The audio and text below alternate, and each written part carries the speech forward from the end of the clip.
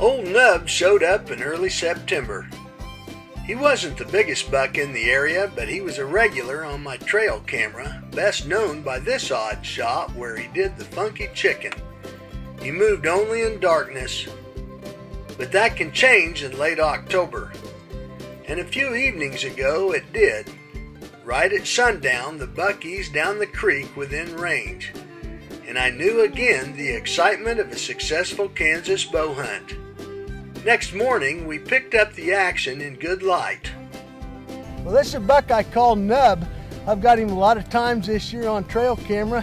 I think the deer's probably about 5.5 years old, and this is probably the best rack, or the same size rack that you'll ever have. He's a 4x4. He's got a little nub point out here is the reason I call him that. The deer haven't been moving very well this last week. This is I got him on the 26th of October last evening, and it's been warm. We've had low barometer, real low barometer and rainy conditions. The deer haven't been moving at all. That had a little bump of high pressure last night, and it was cold and crisp. Wind dropped off to calm, and he came in, and he came in the wrong direction, picked me up on a little thermal drift, and he hung up at about 60 yards, and he came on in a little bit, and he got at my 40-yard mark and spent about 10 minutes messing around there, grooming himself, and he finally turned and walked back through a shooting lane at 40 yards.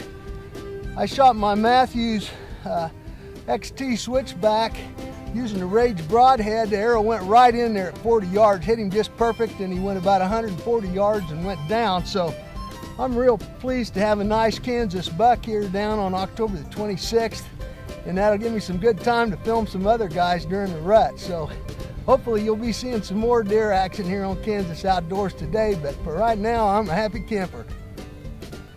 Get in on the excitement and tradition of Kansas hunting. I'm Mike Blair for Kansas Wildlife and Parks.